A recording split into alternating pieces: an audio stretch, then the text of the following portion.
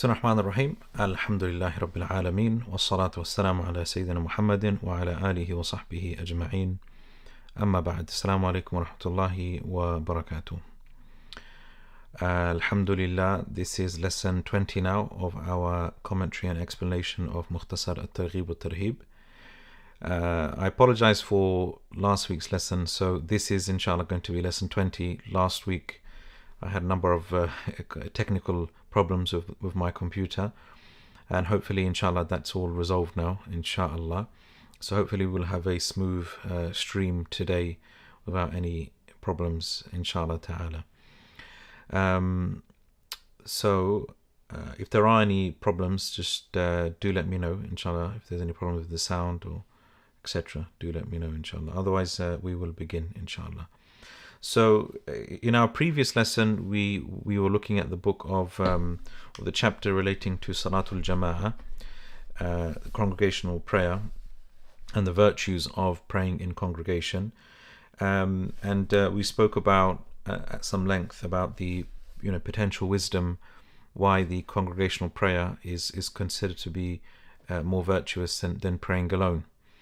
And we read what Ibn Ḥajar rahimahullah he said about the 27 special features that you will find, the 27 or the 25 special features that you will find within the congregational prayer that you won't find in the individual prayer, one who prays by himself. So inshallah, refer to that lesson 19 if you want to find out about that in more detail, inshallah. So today we'll read from Ḥadīth 108, inshallah. So the author rahimahullah he says, وعن عمر بن الخطاب رضي الله عنه عن النبي صلى الله عليه وسلم أنه كان يقول من صلى في مسجد جماعة 40 ليلة لا تفوته الركعة الأولى من صلاة العشاء كتب الله له بها عتقا من النار. رواه ابن ماجه. On the authority of Umar ibn Khattab, may Allah be pleased with him, who said that the Prophet ﷺ used to say that whoever prays in a mosque in congregation for 40 nights without missing the first rak'ah of Salatul Isha, Allah will write down that Allah will write emancipation from the hellfire for him, or Allah will decree that he will be freed from the hellfire. And this hadith is reported by Ibn Majah. So again, the meaning of the hadith is that whoever prays in a mosque in congregation for 40 nights without missing the first rak'ah, particularly of Salatul Isha, then Allah will write down for him that he will be freed from the hellfire. And this is reported by Ibn Majah. Now, if we look to the footnote, I mean, he does mention that there is some weakness in this hadith, and a number of scholars did consider it to be a weak hadith. However, if you look to the footnote, he does mention another version of the hadith, well, not another version, but a similar hadith which was narrated by Anas ibn Malik, which reads that the Prophet ﷺ said that whoever prays 40 days in congregation, yudrikul takbirat al-ula, and he catches the first takbir of each prayer, Allah will write down for him kutiba lahu bara'atan, or there'll be 2 decrees that will be made for him, that he will be free from the hellfire and that he will be free from hypocrisy.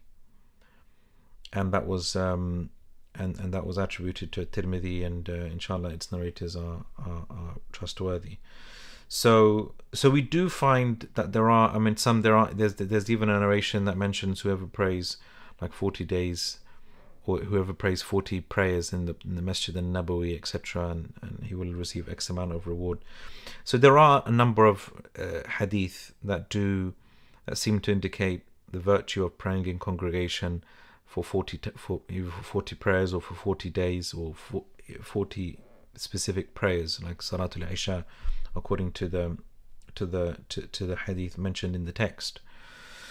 As for the hadith that was mentioned in the footnote, it doesn't mention any particular prayer, just whoever prays for 40 days in congregation, making sure that they've caught the first takbirah. So, in summary, in sum, we can say that all of these narrations encourage praying in congregation, and in particular 40 is mentioned. Now 40 is an interesting number because 40 has been mentioned in the Quran. For example, in the story where Musa had to fast for 40 days before he met Allah, before Allah spoke to him. The number 40, it's like even the hadith, whoever memorizes 40 hadith, whoever learns 40 hadith and conveys it, then he will be written down amongst the fuqaha, the knowledgeable people of this ummah. Although again, that's another maybe weak hadith as well. But it's a number which is, Mullah Ali Qari rahimahullah, he actually says something interesting about the number 40. He says, وَفِي عَدَدِ الْأَرْبَعِينَ سِرٌ مَكِينٌ لِلسَّالِكِينَ نطق به كتاب رب العالمين وسنة سيد المرسلين. He said, in the number 40, we find that there is something significant about the number 40. It's he called it sirrun makin. It's like a well-established secret for those who are wayfaring and seeking the path to Allah, which has been expressed by the Book of Allah and the Sunnah of the Prophet ﷺ. And he even mentions فقد جاء في الحديث. He's even mentioned in the hadith من أخلص لله 40 يوما ظهرت ينابيع الحكمة من قلبه على لسانه. That whoever is sincere to Allah for 40 days, then the springs of wisdom will appear from his heart onto his tongue. So again, that's another questionable hadith in terms of authenticity. But we can see that there are numerous reports, possibly, supporting one another. Right? We can say that there is something significant maybe about the number 40. We don't know exactly what it is. فكأنه جعل هذا المقدار من الزمان معيارا لكماله في كل شأن والله أعلم بحقائق الأسرار ودقائق الآثار. And even 40 when it comes to age. The Prophet ﷺ became a prophet at the age of 40.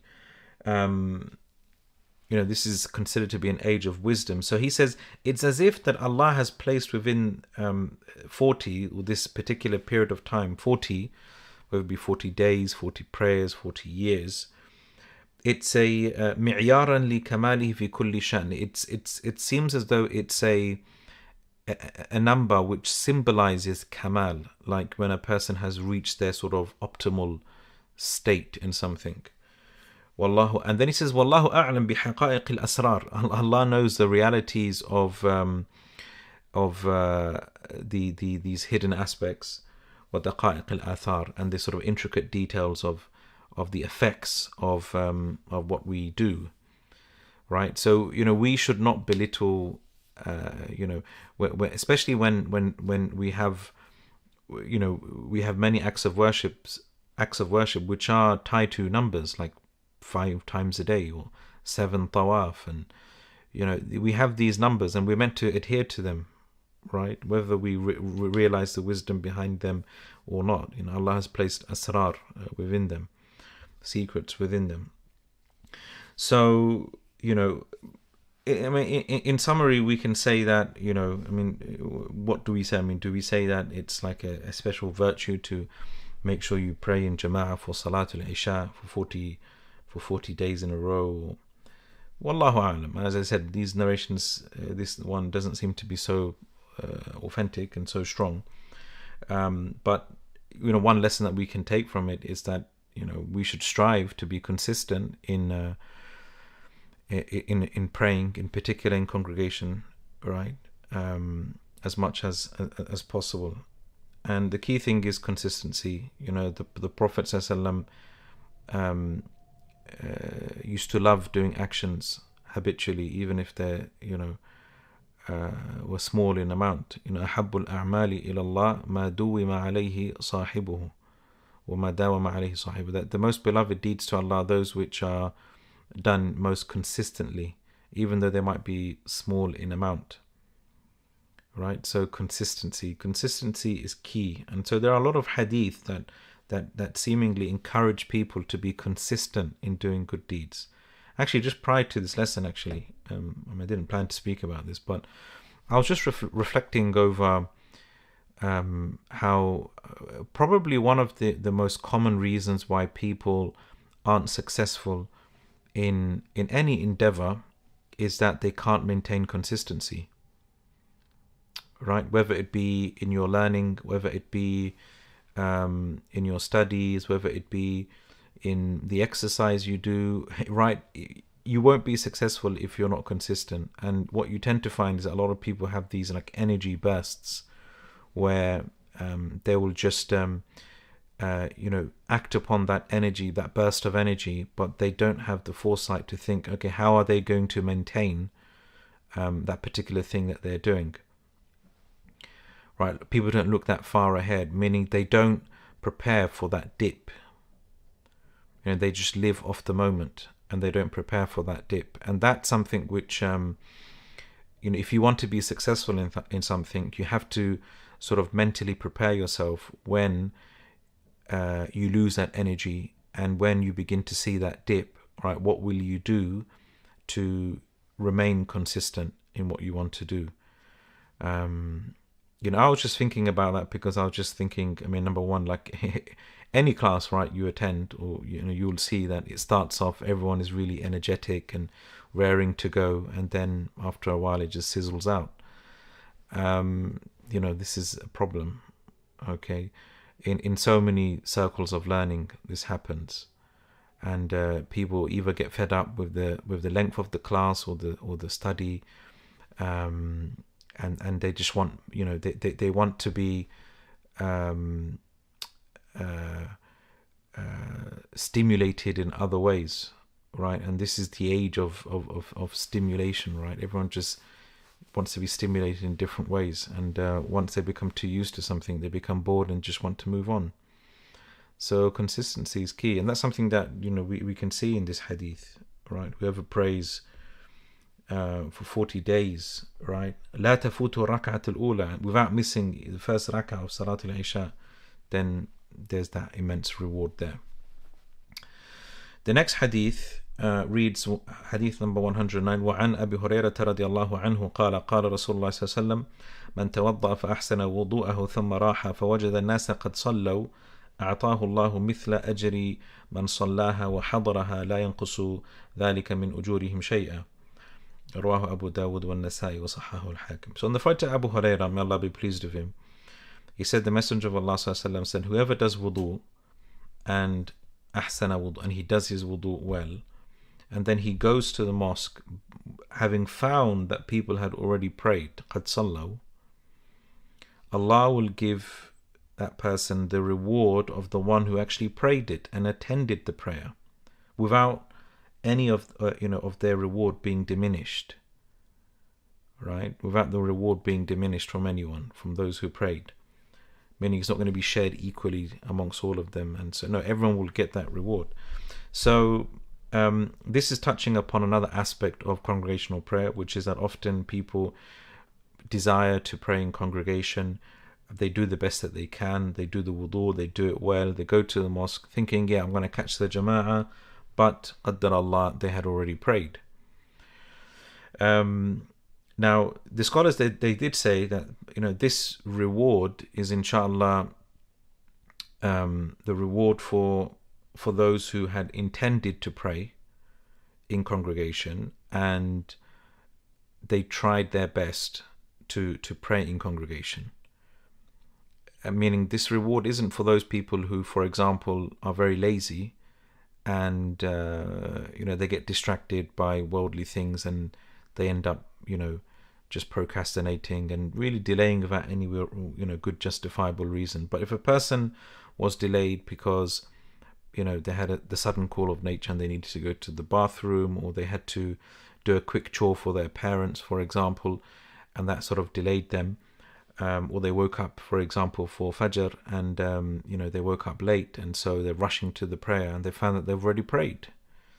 So look, that person has made the intention, they wanted to pray in congregation, and they've strived the best that they can, but they've missed it. Inshallah, Allah will reward them for their intention.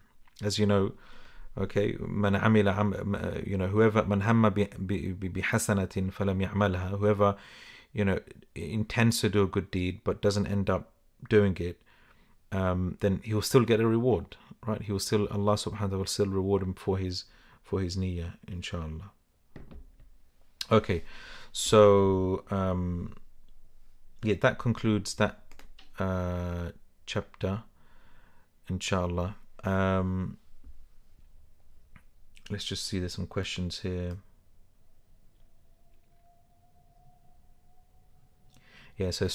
Slow and steady wins the race, absolutely. Routine and habit are important, so one doesn't rely on motivation or mood. Yes, absolutely. It's a very good point. Map the future so you don't slow down, not quit at moments of relapse. Yes. Play hard to work hard. Plan pleasure too as a replenishing for grind. Yes. Lovely words of wisdom there from Talha. Jazakallahu khairan.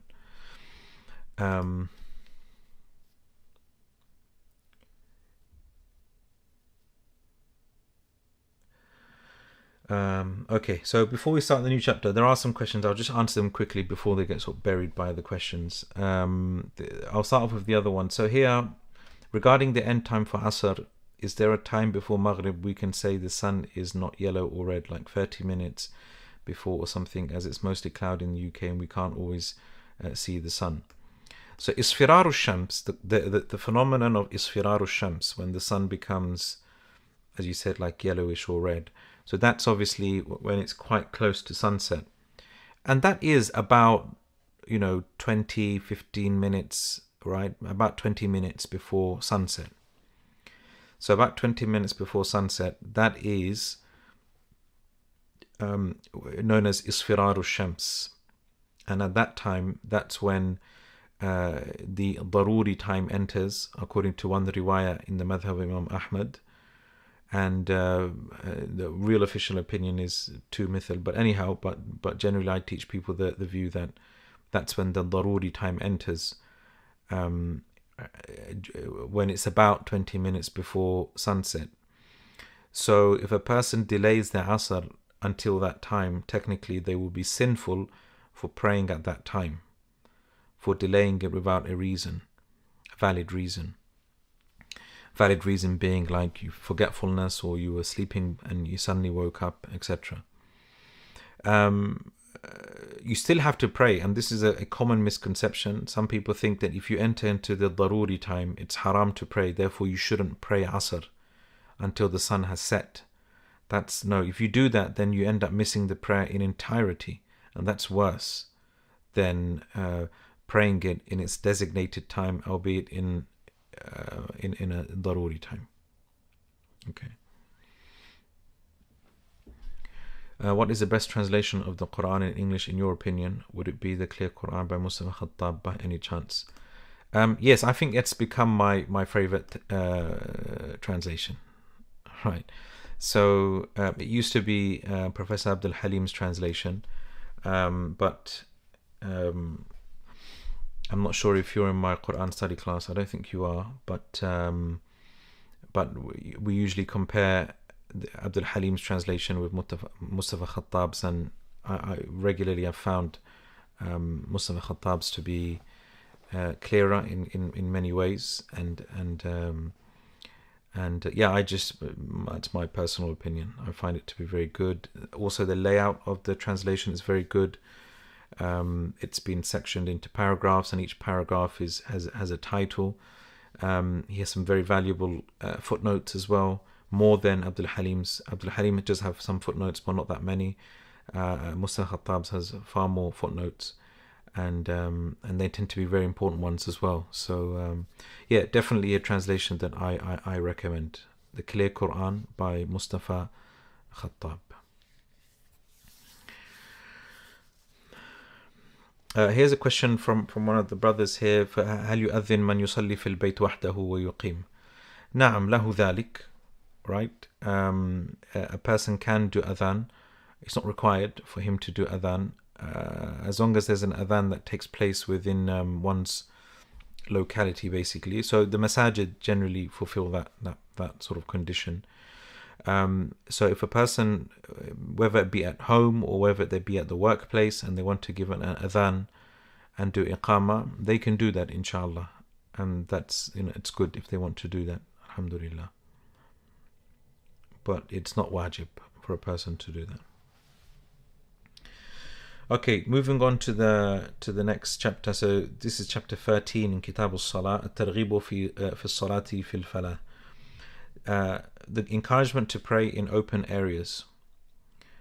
Ḥadīth 110 عن سلمان رضي الله عنه قال قال رسول الله صلى الله عليه وسلم إذا كان الرجل بأرض قي فحانت الصلاة فليتوضأ فإن لم يجد ماء فليتيمم فإن أقام صلى معه ملكاه وإن أذن وأقام صلى خلفه من جنود الله ما لا يرى طرفاه. رواه عبد الرزاق بإسناد صحيح. So in the authority of Salman radiallahu anhu, he said, the Messenger sallallahu alaihi wasallam said, if a man prays بأرض قي, بأرض قي here refers to falah, which means like an open area, like a desert or open area of land.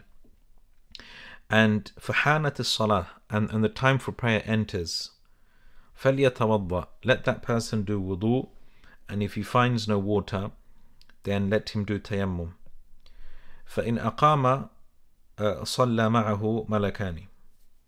Then if he was to do the iqamah, then 2 angels will pray with him. وإن أذن وأقام, and if he was to do the adhan and do the iqamah, then the صلى خلفه, they will pray behind him. من جنود الله ما لا يرى طرفاه. There will be from the angels, from the army of Allah, meaning angels, meaning so many angels will pray behind him as far as the eyes could see. Okay, and this is if a person he's in a, praying by himself in open land, he does the adhan and the iqamah, as opposed to if he was just to do the iqamah, which would, the 2 angels of his, the angels on his right and left, they'll pray with him. Again, another hadith which is somewhat disputed in terms of authenticity, but inshallah, it's the meaning of encouraging people to do the adhan and iqamah is established in our religion, and that there's added virtue, added fadila in doing the adhan and the iqamah, even if a person was to pray by themselves, even if a person was to pray at home, even if a person was to pray in an open area outside where there's nobody else. There is some context to all of this, because we have to understand that in the Sharia of the Prophet sallallahu alaihi wasallam, it was allowed for a person to pray outside of a designated place of worship.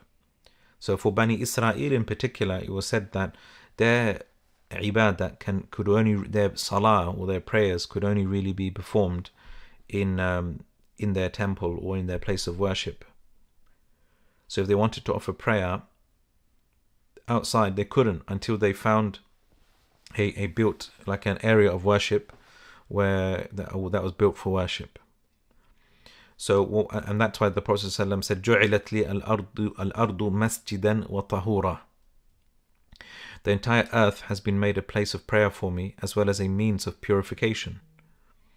Right? So that the earth, the entire earth, wherever you are, you can therefore pray, as long as you avoid the well-known haram areas like a bathroom and etc., and places of filth and impurities.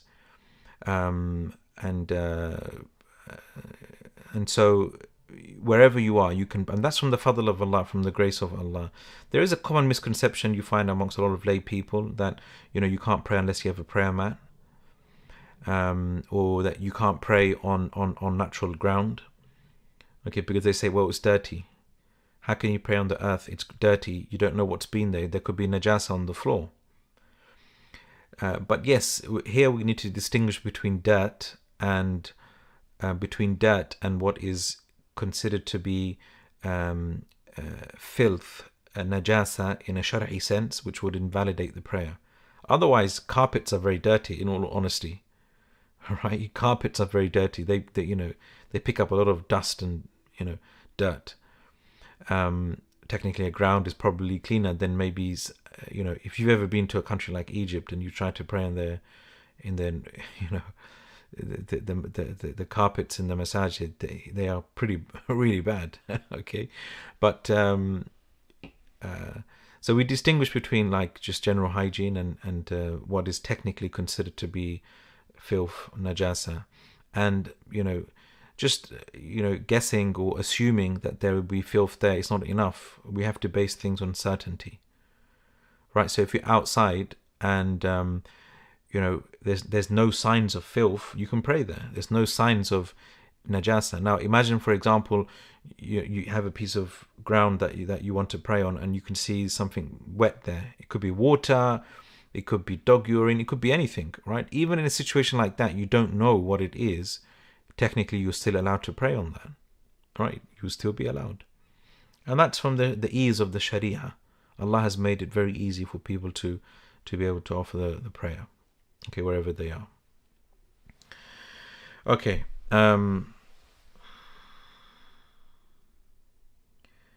Moving on then to chapter 14, الترغيب في صلاة الصبح والعشاء في جماعة والترهيب من تركهما. A specific encouragement to pray the morning and the night prayers, morning Fajr and Salat al-Isha prayers in congregation, and a discouragement and a warning for those who abandoned them both, meaning praying Fajr and Isha in the masjid. So Hadith 111, عن عثمان رضي الله عنه قال سمعت رسول الله صلى الله عليه وسلم يقول من صلى العشاء في جماعة فكأنما قام نصف الليل ومن صلى الصبح في جماعة فكأنما صلى الليل كله رواه مسلم واللفظ له وأبو داود ولفظه كان كقيام نصف ليلة ومن صلى العشاء والفجر في جماعة كان كقيام ليلة. So on the flight of Uthman radiallahu anhu, who said that I heard the Messenger sallallahu alayhi wasallam say that whoever prays Isha in congregation, then it is as if he's prayed half the night in prayer. And whoever prays the morning prayer, Salatul Subh, i.e. Salatul Fajr, in congregation, then it's as if he has prayed the entire night. And that's according to the wording in Sahih Muslim. There's another version which is reported by Abu Dawood, which gives a slightly different meaning. Then it's as if he's prayed half of the night. Therefore, whoever prays Isha and Fajr in congregation, then it's as if he's prayed for the whole night, meaning they're worth half the night each. Okay, so the wording in the Sahih Muslim seems to imply that if you pray Fajr in congregation, it's as if you've prayed the whole night. And technically, it kind of makes sense, the wording in Muslim, because to pray Fajr in congregation is more difficult than praying Isha, right? Because Isha, for a lot of the times it's, especially in the winter, it's quite early, right? So it's easy to pray in congregation like 6 o'clock, 7 o'clock, 8 o'clock, 9 o'clock, 10 o'clock even. Right? Obviously in the UK, the latest it gets is usually, around 11ish. Still, that's a lot easier than, waking up 4 o'clock, 5 o'clock and to perform. And so the reward will be more. Okay. Otherwise, we can say if you pray both, it's as if you've prayed the whole night in voluntary prayer. So that's to encourage people to offer these prayers in congregation, because as a general principle is al-ajru biqadri al-mashaqqa, right? A person's reward is parallel to how much effort a person puts in. Right, so the more sacrifice, the more mujahada, the more you strive against your nafs, the more reward there will be, inshallah. وصححه الترمذي وابن خزيمة وذهب إلى ظاهر رواية مسلم وهو أن صلاة الفجر في جماعة أفضل من صلاة العشاء في الجماعة ولفظ أبو داود يدفع ذلك. So he mentions this, that the apparent meaning of, according to the version of Sahih Muslim, is that Salat al-Fajr is considered to be more virtuous in congregation than Salat al-Isha. And we said there is an obvious reason behind that. Okay, as I said, it's more difficult to pray in congregation for Fajr. But he said, وَلَفْظُ أَبِي دَاوُدْ يَدْفَعُ ذَلك. But the version in Sahih Muslim, Abu Dawood, seems to go against that, meaning it seems to indicate that they're both worth half of the night. And so together, if you pray both in congregation, then it's as if you've prayed for the whole night. So Allah knows best. 112, وعن أبي هريرة رضي الله عنه قال قال رسول الله صلى الله عليه وسلم إن أثقل صلاة على المنافقين صلاة العشاء وصلاة الفجر ولو يعلمون ما فيهما لأتوهما ولو حبوا ولقد هممت أن آمر بالصلاة فتقام ثم آمر رجلا فيصلي بالناس ثم انطلق معي برجال معهم حزم من حطب إلى قوم لا يشهدون الصلاة فأحرق عليهم بيوتهم بالنار متفق عليه. So this hadith is an agreed upon hadith, meaning it's reported in Sahih Bukhari and Muslim. So on the front of Abu Hurairah, may Allah be pleased with him, who said the Messenger of Allah sallallahu alaihi wasallam said that the most difficult prayer upon the hypocrites are the Salat al-Isha and Salat al-Fajr. Salat al-Isha and Salat al-Fajr. وَلَوْ يَعْلَمُونَ مَا فِيهِمَا. If they knew the reward of what lies within those prayers, لَأَتَوْهُمَا, then they would have come to those prayers, even if it meant crawling.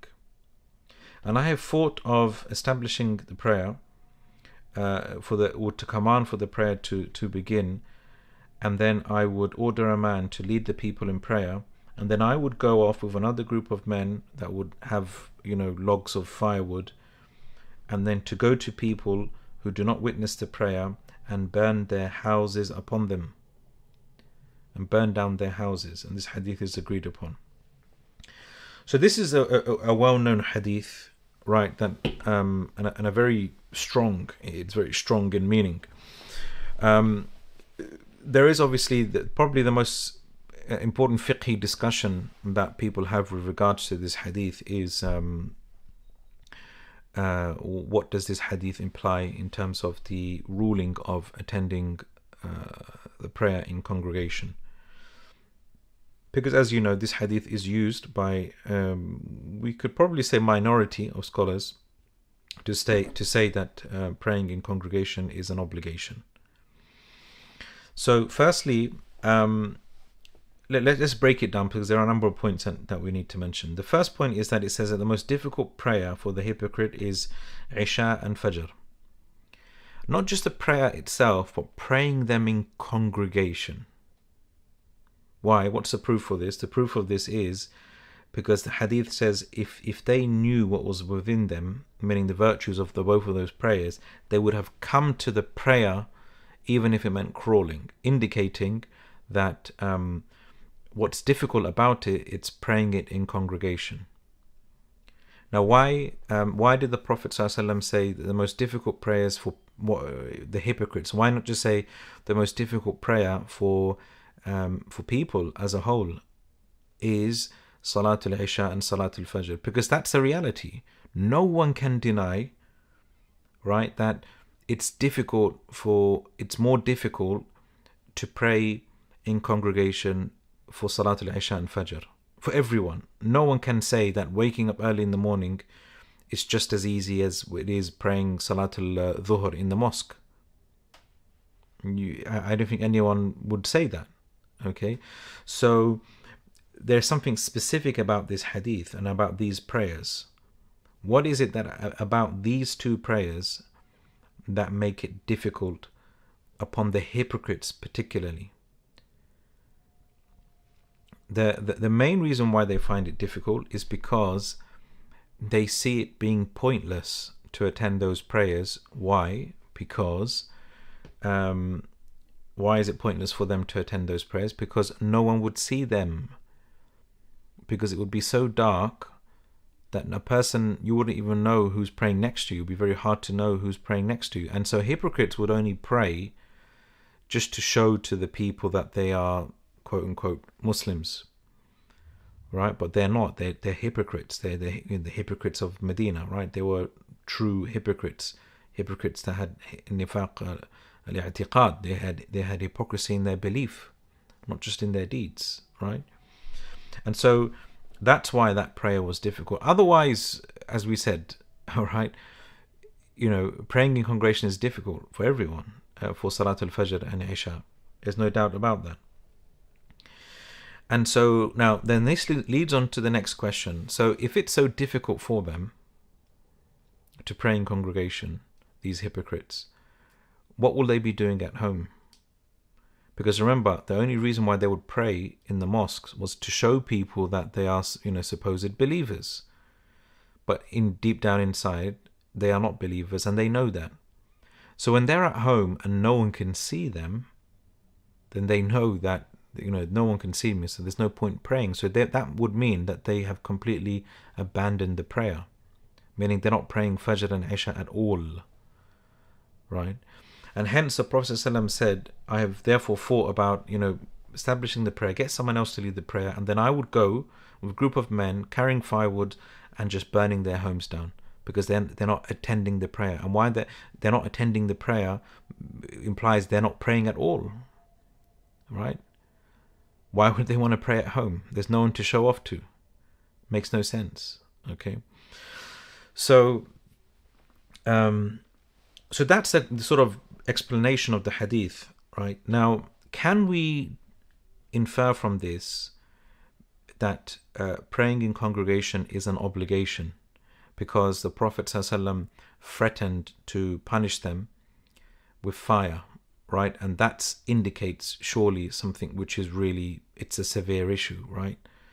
Burning their homes down, and that's, if it was just merely recommended, a person is not it doesn't deserve to be punished for not praying a sunnah, right? You shouldn't be punished for not praying something in a recommended way.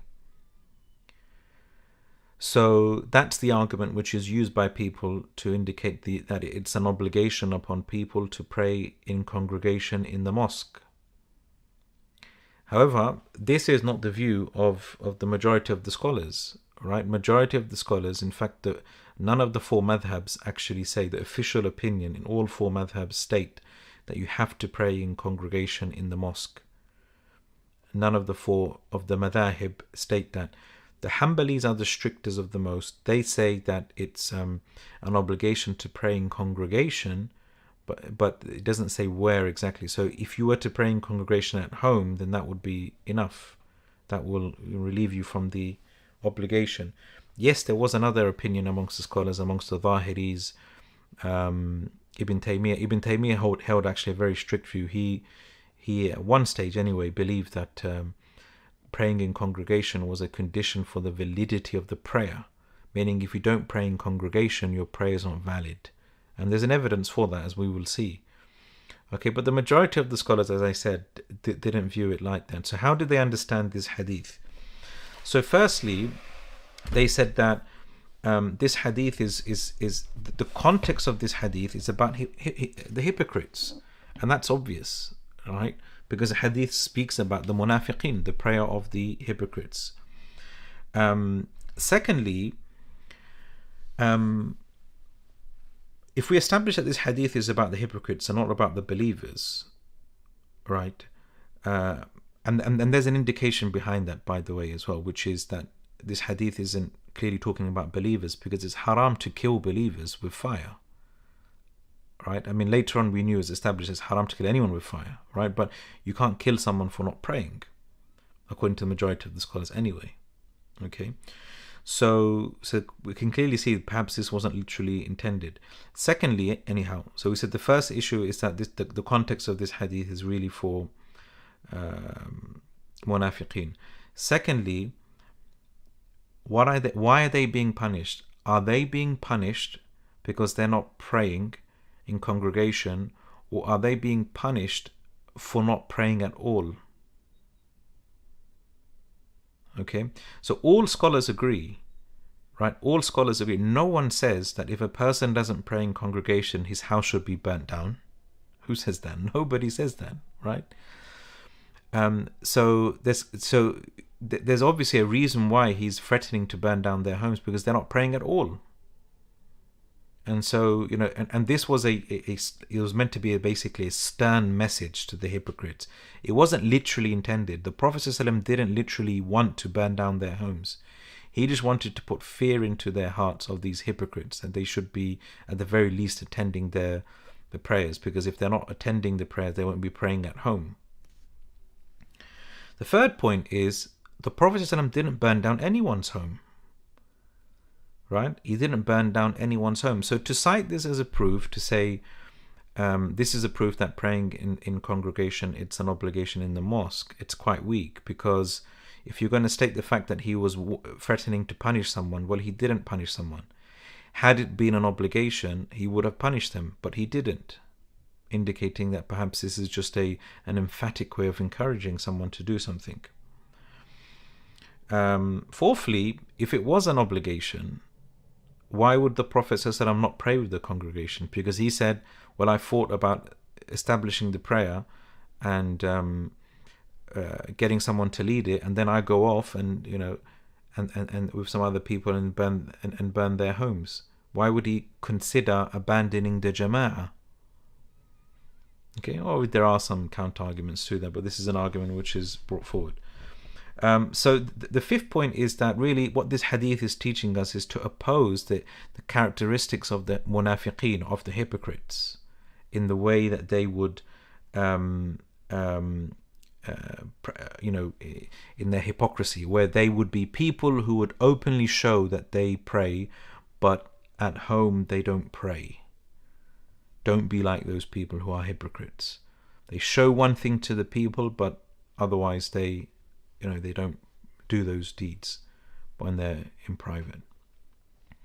And that's why, and the sixth point, final point, which is al-Qadi Iyad, famous Maliki scholar, he said that this hadith was actually said at a time when praying in congregation was an obligation, right? It was an obligation, but then, as you know, anyone who studies Sharia and understands the historiology and the chronology of how Islamic law was implemented and how people acted upon it, know that in many cases a lot of fiqh happened in stages. Right, so this is a theory of many scholars, that in the beginning Salatul Jama'ah was an obligation and that you had to attend, and if you didn't, it was basically a sign that you were a hypocrite, a munafiq. Right, and then later on, when it became clear who the believers were and what have you, and people were accustomed to praying and realizing the importance of congregation, then the matter was relaxed.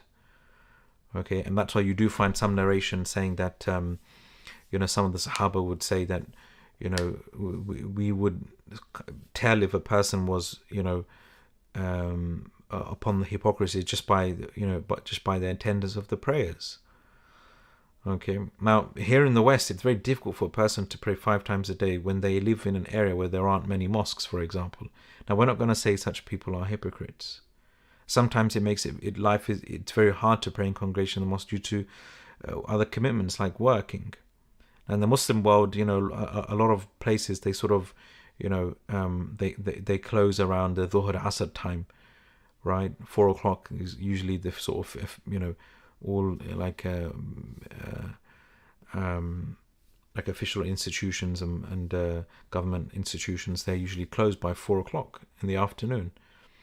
Okay, so which would mean that you've just you pray Dhuhr at lunch, you'll pray Dhuhr at your lunch break, and Asr you'll pray at work, and the Maghrib and Isha everyone's always off, always, throughout the whole year. Right, so it's very easy to pray in congregation. Here in the UK, Salat al-Maghrib, earliest it gets, is before 4 o'clock. Right, and most people are at university or working then, and so for them to pray in congregation in the masjid would be very difficult. So obviously you have alternatives like praying in congregation if you are in your workplace, right? University, you have like prayer rooms. But what if you're working in an office and there aren't any other Muslims there, right? And so this is not me trying to discourage you, by the way. I'm not trying to discourage people from praying in congregation and saying, well, it's all right, you don't have to pray. Clearly, there's a lot more reward in praying in congregation. We've established that last week, as well as in today's lesson as well.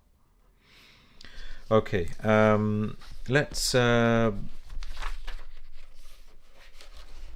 the next hadith... Let's just take the final hadith, inshallah.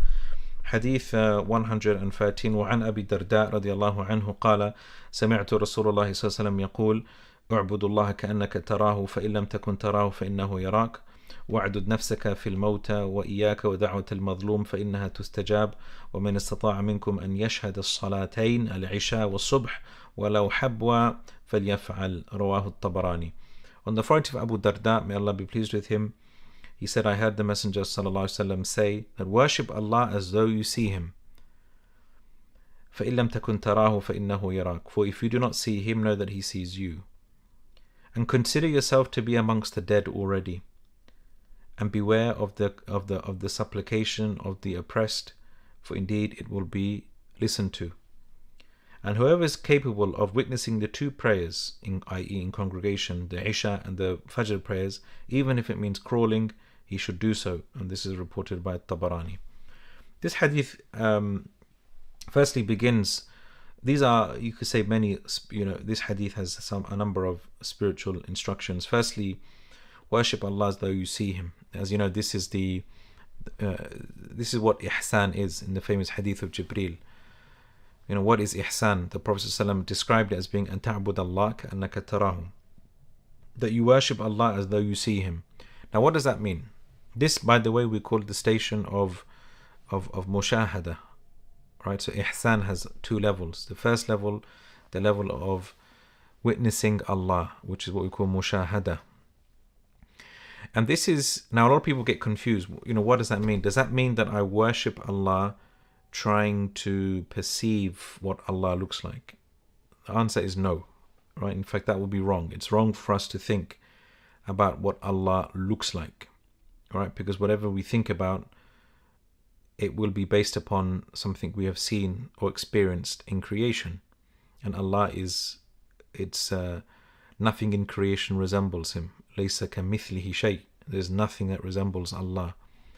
Right? And we've only been exposed to the creation. So, and a limited aspect of the creation as well. So what does it mean to worship Allah as though you see Him? Meaning, the focus shouldn't be on what you're looking at. The focus is on you. How will you be if you were standing in front of Allah looking at Him?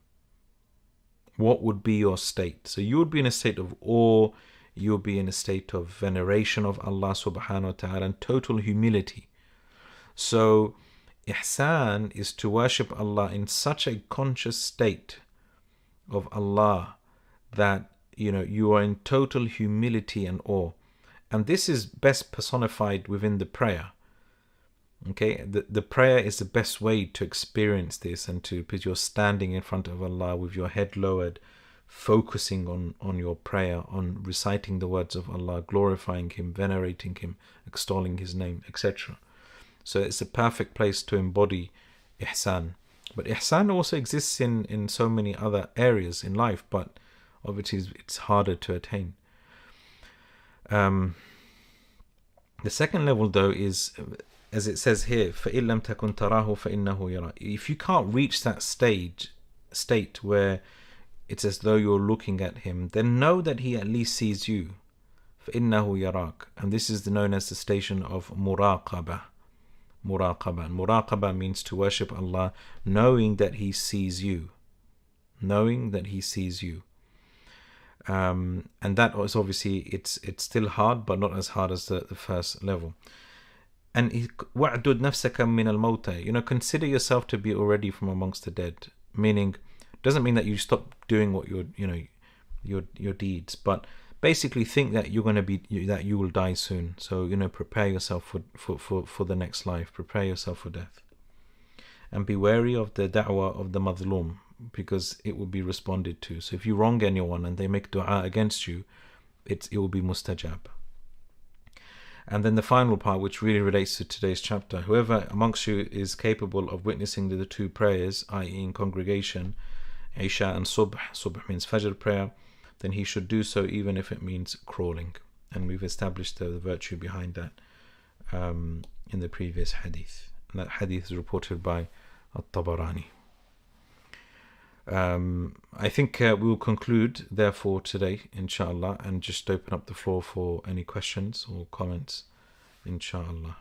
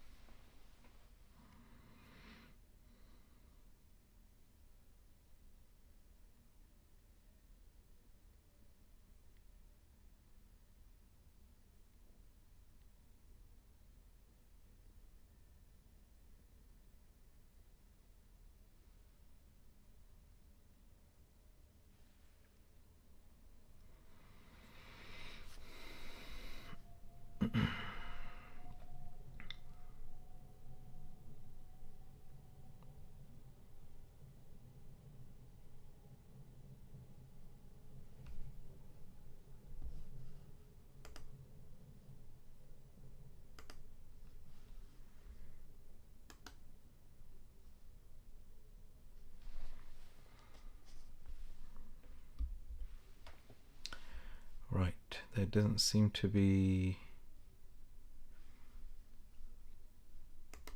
any questions.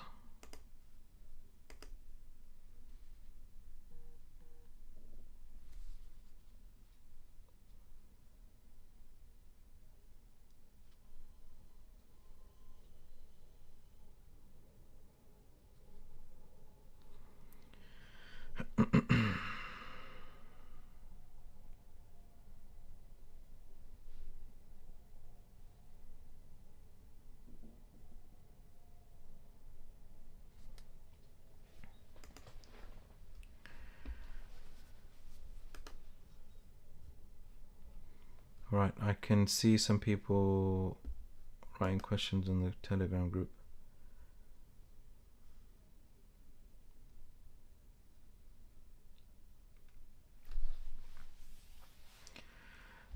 Okay, may you give us some advice about how to develop consistency? I think one thing, I mean, this is just personally from my own experience, is that whenever you want to commit to something in life on a long-term basis, don't just rush into it, right? Apply a lot of thought to it. Think about it for a long time, meaning think about its importance, what it means to you.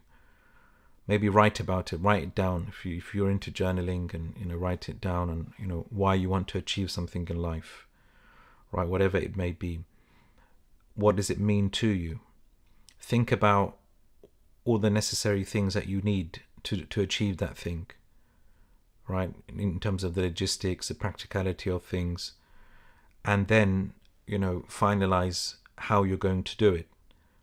Whether it be putting the time in, dedicating a particular time of the day or the week or the month to do that thing, right? So that when you do start, you are so focused, you know exactly what you want to achieve, right? How often you want to do it, and that way, because as I said, a lot of people, they start things really half-hearted.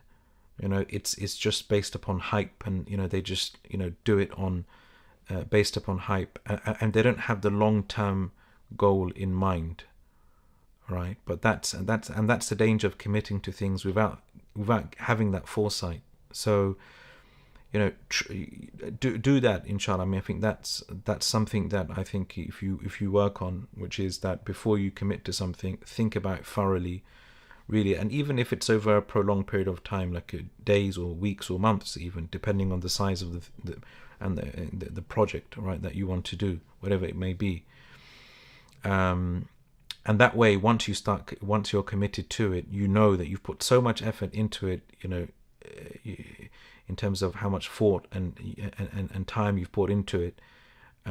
Failure won't be an option for you, right? You will be committed to that thing. Wallahu a'lam. Would it be okay to answer the question about the Fajr on the QA group? Yeah, so I had a quick look at that, and let me read it again, 1 second. So the timing, to be honest, it's not clear, right? So they say for Maghrib and Isha, subtract 2 minutes, and subtract 2 minutes from Fajr and sunrise time for affirmation. That's fine, but that's reflected within the calendars. It's reflected within the calendar, so it's already there. So whatever they state on the calendar, that means you can start praying at that moment straight away. So you don't have to subtract or add 2 minutes, to what's stated in the calendar. I hope that's clear, inshallah. Alaikum salam. Can a traveller pray sitting down in a plane, or must he stand up? Alaikum salam. So if you're a traveller, okay, you have 2 types of prayers, isn't it? You have the obligatory prayers and the recommended prayers. So for the recommended prayers, it's a lot more relaxed. You don't have to stand up, etc. But for an obligatory prayer, you have to stand up as much as you possibly can, right? So if you're on a plane, okay, if you can stand up and pray, and that is something which is possible depending on the nature of the plane that you're flying on. I've prayed on a couple of planes, being able to stand up and do sujood and everything, right? So some of the larger planes that have quite spacious area near the fire exit, for example, usually there's some space there, right? In the back in the cabin area, sometimes you'll find space there if they do allow you. Okay, but to be honest, a majority of the flights I've been on, there isn't that space, especially if it's a smaller plane and you're flying somewhere in Europe, for example, on a small plane. There's literally no space other than the alleyways. And the alleyways, you shouldn't pray in an alleyway, okay, because then that's a place where you're not meant to pray. So if you're someone who's quite short, and if you were to stand up from your seat, your head won't touch the overhead compartment, then you should stand up where you're meant to stand up, and when it comes to sujood and ruku', you sit down, right? But if you're someone who's fairly tall, and if you were to stand up, your head you won't be able to stand up straight. Like myself, if I stand up, my head will hit the overhead compartment. So in that situation, there's no alleyway, then you're forced to really sit down and pray. There's no other way. So فَاتَّقُوا اللَّهَ مَا اسْتَطَعْتُمْ, fear Allah as much as you can, do what is ever within your physical capability, and inshallah that will be accepted, inshallah.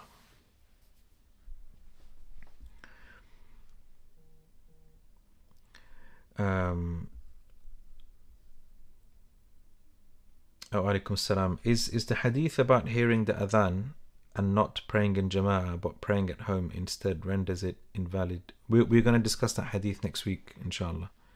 Yeah, we're going to discuss that hadith next week. Yeah.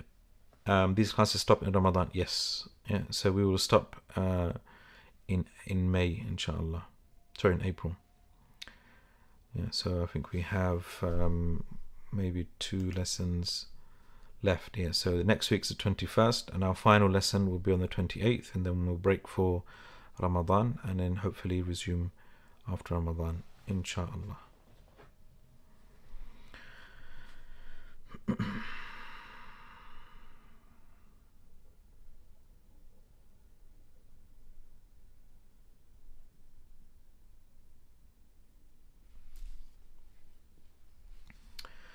Okay, inshallah ta'ala, I think we will conclude there for today, inshallah. Just a reminder for those who are watching live, if you want to get notified of the classes, then I think the best thing to do is just to subscribe and get notifications. Subscribe to the YouTube channel and get notified. That's probably the easiest way, right, to get notified. Other ways you can get notified about the class is, if you don't have a YouTube channel or account, then go to the Tawfiq Online website and the portal. So that's in the description in the video, inshallah. And so on that page, that will have the link for the lesson every week. And if you scroll further down, you'll see a link for the Telegram group. So you can join the Telegram group, and that's where you can ask questions as well, and other things related to the class, links for the class as well, inshallah. So inshallah, I hope to see you all next week, inshallah. Jazakumullah khairan. Subhanakallah bihamdika, ashhadu an la ilaha illa anta astaghfiruka wa atubu ilayk. Wassalamu alaikum wa rahmatullahi wa barakatuh.